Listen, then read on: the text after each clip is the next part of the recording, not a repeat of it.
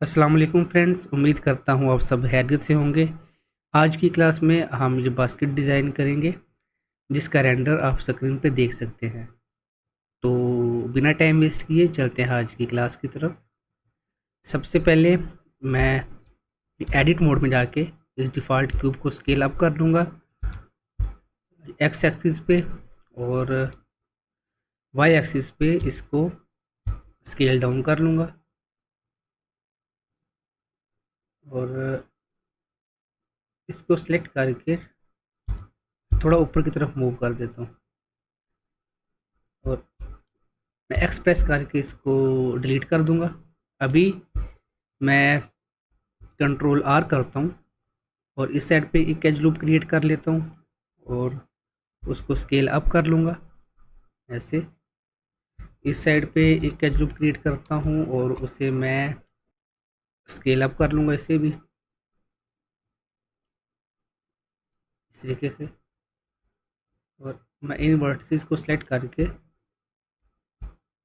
تھوڑا اوپر کی طرف موو کر دیتا ہوں زی ایکسس پہ، اور ایک ایج لوپ میں ادھر کریٹ کروں گا اور ان دو ورٹسز کو سلیکٹ کر کے ان کو میں نیچے کی طرف موو کر دیتا ہوں ایسے۔ اور ابھی میں آبجیکٹ موڈ میں جا کے موڈیفائر ٹیب میں جا کے سب ڈویژن سرفیس موڈیفائر ایڈ کر دیتا ہوں، اور لیولز کی ویلیو میں 2 پٹ کر دیتا ہوں اس طریقے سے، اور بلکہ میں 3 کر دیتا ہوں، اور اس کو میں اپلائی کر دیتا ہوں۔ ابھی آپ ایسا کریں گے، آپ اس سبجیکٹ کو سلیکٹ رکھیں گے اور شفٹ اے پریس کریں گے، یہ کرو والے آپشن میں جا کے نوٹس میں جا کے کیلٹک لنکس کے اوپر کلک کریں گے۔ تو اگر آپ کو یہ آپشنز شو نہیں ہو رہے، اس کے لیے آپ نے جانا ہے ایڈ آنس میں، اور ایڈ آنس میں جا کے آپ نے ایکسٹرا کرو آبجیکٹس کو چیک کر دینا ہے، مطلب اس سے ایڈ آن کو آپ نے پہلے انیبل رکھنا ہے، پھر آپ کو یہ ایکسٹرا آپشنز شو ہوں گے۔ ادھر جا کے آپ کیلٹک لنکس کے اوپر کلک کر دیں گے تو دیکھیں کہ ہمارے سامنے کچھ ایسی شیپ بن گئی ہے۔ ابھی یہ کیلٹک لنکس کے آپشن میں جا کے میں بیبل ڈیپتھ کی ویلیو کو تھوڑا کم کر دیتا ہوں، میں 0.02 کر دیتا ہوں، اور اس کے بعد جو یہ آپشن ہے اس کی ویلیو میں پٹ کر دوں گا 0.005، بلکہ 0.05 کر دیتا ہوں۔ تو اب دیکھیں کہ یہ کچھ ایسی شیپ بن جائے گی۔ میرے خیال میں یہ ویلیو ٹھیک ہے، اگر آپ تھوڑی سی کم کرنا چاہیں تو آپ اس کی ویلیو کم بھی کر سکتے ہیں۔ ابھی میں اس کو ہائیڈ کر دیتا ہوں، تو آپ دیکھیں گے کہ ہمارے سامنے یہ شیپ ریڈی ہو چکی ہے۔ ابھی اس کو مزید ڈیٹیل دینے کے لیے میں پہلے اس کو ان چیک کرتا ہوں، اور میں ایڈٹ موڈ میں جا کے ایج سلیکٹ موڈ میں جا کے اس ٹاپ جو ایج لوپ ہے اس کو سلیکٹ کر لوں گا، شفٹ ڈی کر کے ڈپلیکیٹ کر لوں گا اور پی پریس کر کے سیپریٹ کر لوں گا اس کو، اور اس کو میں ہائیڈ کر دیتا ہوں ابھی کے لیے، اس کو نہیں، اس کو ہائیڈ کر دیتا ہوں۔ ابھی میں بلکہ ان کو بھی ہائیڈ کر دیتا ہوں۔ ابھی میں ایک روپ کی شکل کا ڈیزائن بناتا ہوں، میں سرکل کریٹ کر لیتا ہوں، سرکل کے میں ویلیو کو کر دیتا ہوں 12، اور ایڈٹ موڈ میں جا کے اس سرکل کو اسکیل ڈاؤن کر لیتا ہوں، اور اس کو میں ایکس ایکسس پہ تھوڑے سائڈ پہ موو کر دیتا ہوں۔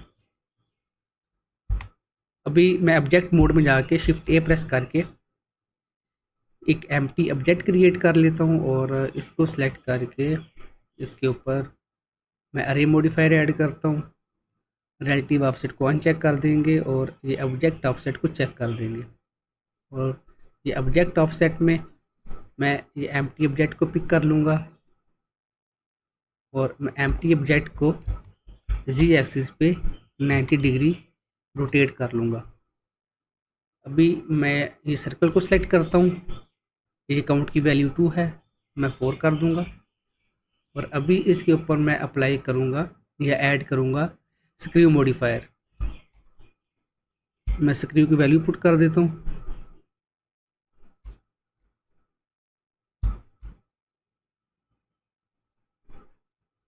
और मैं एडिट मोड में जाके RX 45 डिग्री -45 डिग्री, मैं -45 डिग्री पे इस सर्कल को रोटेट कर लेता हूँ। और मैं इसको एक्स एक्सिस पे थोड़ी साइड पे मूव कर लेता हूँ। और स्क्रू की वैल्यू को मैं थोड़ा कम कर देता हूँ ऐसे, मेरे ख्याल में इतनी वैल्यू ठीक है। अभी मैं ये फर्स्ट अरे मॉडिफायर को अप्लाई कर देता हूँ और मैं दोबारा अरे मॉडिफायर ऐड करता हूँ, लेकिन इस दफ़ा मैं एक्स वैल्यू को कर दूंगा 0, जी को 1 पुट कर दूंगा। अभी ये इन दोनों ऑब्जेक्ट के दरमियान में स्पेसिंग है, मैं जी की वैल्यू को थोड़ा और कम कर देता हूँ ऐसे।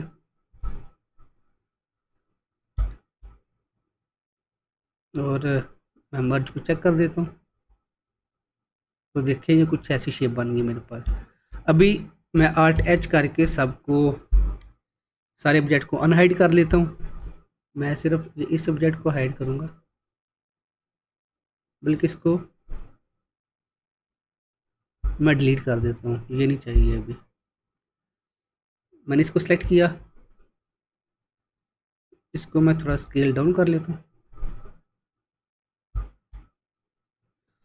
अभी इसी के ऊपर मैं ऐड कर दूंगा कर्व मॉडिफायर, और मैं कर्व मॉडिफायर में इसको पिक कर लूँगा, बल्कि इसको हमने पहले सेलेक्ट करके राइट क्लिक करके कन्वर्ट टू कर्व करना है, उसके बाद ये सिलेक्ट होगा ऐसे। और ये डिफॉर्म एक्सिस को मैं जी कर दूंगा, और ये काउंट वैल्यू को मैं इंक्रीज कर दूंगा ऐसे। मैं थोड़ा सा स्केल अप कर लेता हूँ इसको ऐसे। तो ये देखिए कि ये जो कुछ ऐसी शेप बन जाएगी, और ये काफ़ी अच्छी शेप लग रही है इसके ऊपर। और अभी मैं शिफ्ट ए प्रेस करके सर्कल क्रिएट कर लेता हूँ, और इधर मैं वैल्यू को कर देता हूँ 12 भी कर देता हूँ। और इस सर्कल को मैं एडिट मोड में एक्स एक्सिस पे 90 डिग्री रोटेट कर लेता हूँ। इसको मैं थोड़ा स्केल अप कर लूँगा, और इसको जी एक्सिस पे मूव कर दूँगा ऐसे। और वर्टेक्स सेलेक्ट मोड में जाके ये नीचे वाले वर्टिसेस को सिलेक्ट करके मैं डिलीट कर दूँगा इस तरीके से। अभी देखिए हमारे पास कुछ ऐसी शेप बन गई है, और ये शेप ठीक सूट कर रही है इसको। इसको मैं सेलेक्ट करता हूँ, और मैं कंट्रोल 2 प्रेस करूँगा, ताकि इसके ऊपर ये sub division surface modifier add हो जाए। जो कंट्रोल 2 शॉर्टकट की है वो सब डिवीजन सरफेस मॉडिफायर के लिए है, लेकिन मैं लेवल इसको 3 कर देता हूँ, और मैं अप्लाई कर देता हूँ। उसके बाद मैं इसको सेलेक्ट करके राइट क्लिक करके इसको कन्वर्ट टू कर्व कर दूंगा, और इसको सेलेक्ट करूँगा, शिफ्ट डी करूँगा, शिफ्ट डी से होगा डुप्लीकेट, फिर मैं स्केप कर दूंगा ताकि ये उसी जगह रहे। और जो डुप्लीकेटेड है उसमें से मैं ये कर्व ऑब्जेक्ट जो ऑलरेडी जो पहले सर्कल हमने सेलेक्ट किया था उसको ख़त्म करके इसको सेलेक्ट कर देते हैं, और जो काउंट वैल्यू है उसको मैं कम कर देता हूँ, ताकि ये इसके साइज़ के मुताबिक ये इसके ऊपर एडजस्ट हो। मैं इसको थोड़ा स्केल अप कर लेता हूँ, और इधर देखें कि ये इसमें स्पेसिंग है। अगर आप चाहें तो आप इसको जी एक्सिस पे थोड़ा मूव कर सकते हैं ऐसे। हाँ अभी ठीक है।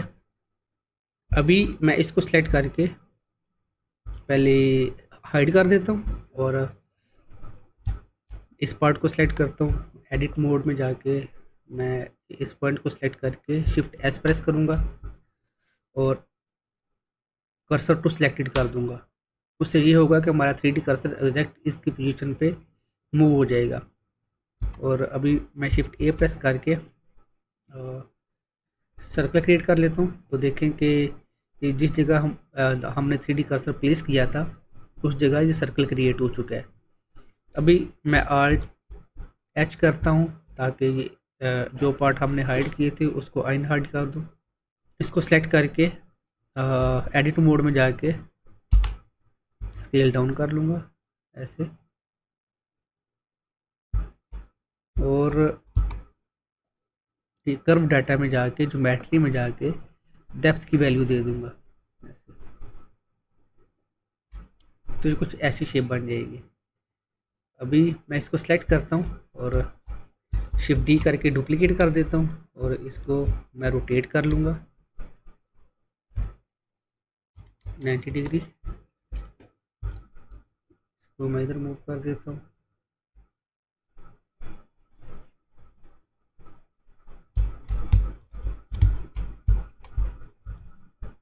इसकी पोजीशन को सेट कर लेंगे और शिफ्ट डी करके करूँगा डुप्लीकेट और इनको वाई एक्सिस पे मूव कर देता हूँ।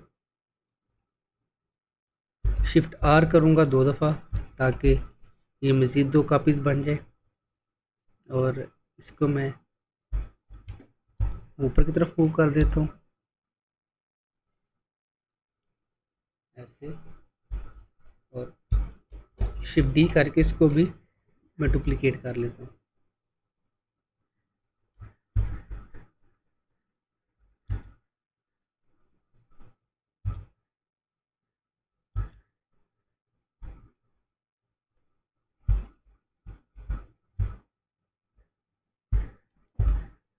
इसकी एक और कॉपी बना लेता हूँ शिफ्ट डी करके ऐसे। अभी मैं इन सब को सेलेक्ट करूँगा और मैं कंट्रोल जे प्रेस करके इनको ज्वाइन कर दूँगा और मैं कंट्रोल ए प्रेस करके आर ट्रांसफॉर्म को अप्लाई कर दूँगा। अभी ये सिलेक्टेड है और मैं ये मॉडिफायर टैब में जाके इनके ऊपर ये मिरर मॉडिफायर ऐड कर दूँगा। ये देखें कि ये बिल्कुल एग्जैक्ट मिरर हो चुका है। तो ये हमारे पास कुछ ऐसी शेप बन जाएगी।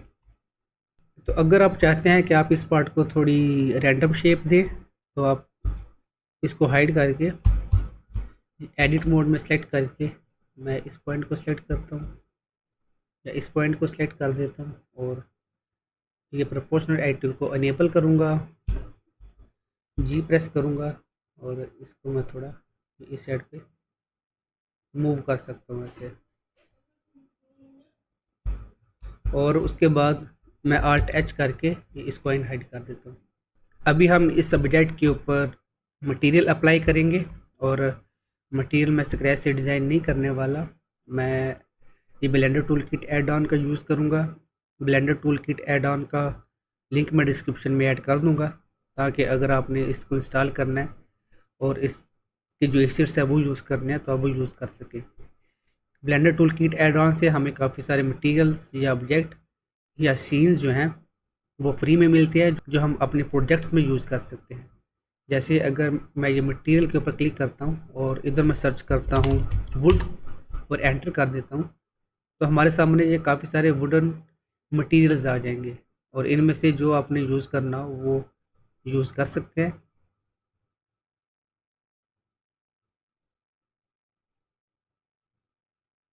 जैसे मुझे ये मटेरियल काफ़ी अच्छा लग रहा है, मैं इसको click and drag and drop करके इस सब्जेक्ट के ऊपर ड्रॉप करता हूँ। मैं जिस सब्जेक्ट के ऊपर ड्रॉप करूँगा ये उसके ऊपर अप्लाई हो जाएगा। अभी ये मटेरियल हमें शो नहीं हो रहा क्योंकि हम ये सॉलिड प्रीव्यू मोड में है। जब मैं मटेरियल प्रीव्यू मोड के ऊपर क्लिक करूँगा तो देखें कि वो मटेरियल अप्लाई हो चुका है। अभी मैंने सेम यही मटेरियल बाकी ऑब्जेक्ट्स के ऊपर भी अप्लाई करना है तो मैं सारे ऑब्जेक्ट्स को सेलेक्ट कर लूँगा। लास्ट पे मैं इसके ऊपर क्लिक करूँगा और मैं कंट्रोल और एल प्रेस करूँगा और یہ لنک مٹیریلس کے اوپر کلک کروں گا تو آپ دیکھیں گے کہ جو بھی سلیکٹڈ آبجیکٹس تھے ان سب کے اوپر یہ مٹیریل ایڈ ہو چکا ہے۔ ابھی ہم یہ مٹیریل کی سیٹنگ میں جائیں گے تاکہ ہم مٹیریل کو اپنے مطابق تھوڑا ایڈجسٹ کر سکیں۔ میں شیڈر ایڈیٹر میں جاؤں گا۔ شیڈر ایڈیٹر میں آپ دیکھیں گے کہ یہ ٹیکسچر کوآرڈینیٹ میں یو وی جو ہے وہ ویکٹر کے ساتھ کنیکٹڈ ہے، لیکن ہم نے اپنے آبجیکٹ کو انریپ نہیں کیا۔ ہم یہ آبجیکٹ کو اس سے کنیکٹ کریں گے اور اس کے بعد ہم یہ فلیٹ میں باکس سلیکٹ کرتے جائیں گے۔ جو بھی ٹیکسچرز ہیں ہم یہ فلیٹ میں باکس سلیکٹ کر لیں گے سارے ٹیکسچرز میں۔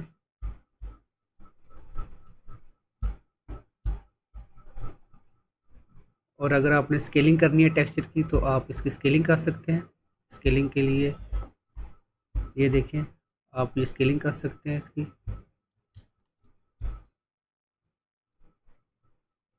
میرے خیال میں یہ 1 ہی ٹھیک ہے۔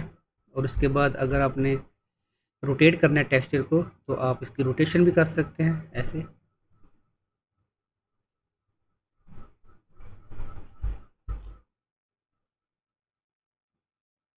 اس طریقے سے میرے خیال میں وائی ایکسس پہ روٹیٹ کر دیتا ہوں۔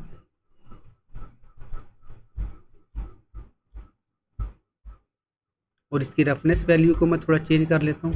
رفنس ویلیو کو چینج کرنے کے لیے میں یہ ویلیو کو تھوڑی کم کر دوں گا۔ یہ دیکھیں اتنی ویلیو ٹھیک ہے، یہ تھوڑی مزید کم کر دیتا ہوں اس طریقے سے۔ تو اس طریقے سے آپ یہ بلینڈر ٹول کٹ ایڈ آن کی مدد سے اس کے اوپر مٹیریل ایڈ کر سکتے ہیں۔ اور ابھی اس کے بعد میں سین میں لائٹنگ کروں گا، اور لائٹنگ کے لیے بھی میں یہ بلینڈر کٹ ایڈ آن جو ہے وہ یوز کروں گا۔ یہ دیکھیں یہ فائنڈ سینز ہے، میں اس کے اوپر کلک کروں گا، لیکن اس سے پہلے میں یہ کیمرہ اور یہ لائٹ کو ڈیلیٹ کر دیتا ہوں اور ان سب آبجیکٹس کو میں سلیکٹ کر لیتا ہوں اور کنٹرول سی پریس کر کے ان کو کاپی کر لوں گا۔ یہ دیکھیں نیچے لکھا ہوا ہے کاپیڈ 7 سلیکٹڈ آبجیکٹس۔ ابھی یہ سین میں جا کے میں لائٹنگ لکھ کے انٹر کرتا ہوں تو ہمارے سامنے کچھ سینز آ جائیں گے۔ ان سینز میں یہ جن سینز کے اوپر جو لاک کا آئیکن ہے وہ پیڈ ہے، وہ ہم فری میں یوز نہیں کر سکتے، لیکن جن کے اوپر لاک کا آئیکن نہیں ہے وہ ہم فری میں یوز کر سکتے ہیں۔ میں کوئی اچھا سا سین دیکھ لیتا ہوں۔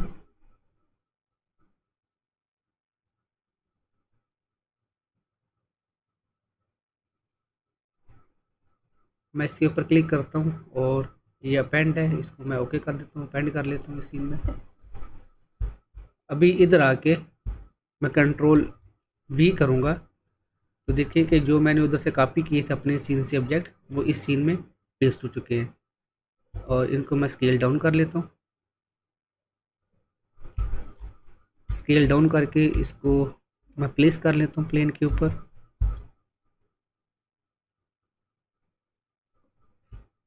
جب میں 0 پریس کروں گا تو میں کیمرہ ویو میں چلا جاؤں گا، لیکن میں پہلے اس کو اسکیل اپ کر لیتا ہوں بیک گراؤنڈ کو۔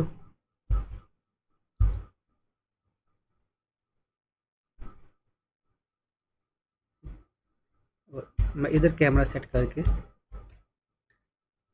کنٹرول آلٹ اور 0 کو پریس کروں گا تو دیکھیں کہ ہمارا جو کیمرہ ہے وہ اس ویو پہ سیٹ ہو گیا ہے، لیکن میں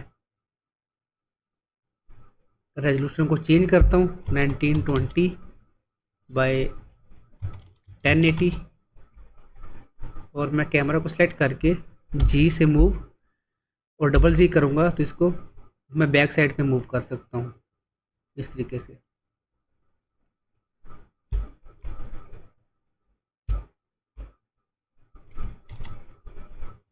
میں تھوڑا ان کو روٹیٹ کر لیتا ہوں زی ایکسس پہ ایسے، اور یہ رینڈر انجن کو سائیکل پہ ہی رکھنا ہے۔ اس کے بعد آپ یہ میکسیمم سیمپلز کی ویلیو کو چینج کر سکتے ہیں، اور رینڈر والے آپشن میں یہ ڈینوائز کو انیبل رکھنا ہے۔ اس کے بعد آپ رینڈر، اور یہ رینڈر امیج کے اوپر کلک کر کے اس کو رینڈر کر لیں گے۔ میں کیمرہ کی تھوڑی مزید سیٹنگ کرتا ہوں، تھوڑا آگے کی طرف موو کر دیتا ہوں سے، اور اگر آپ چاہیں تو آپ یہ فوکل لینتھ کی ویلیو کو چینج کر سکتے ہیں۔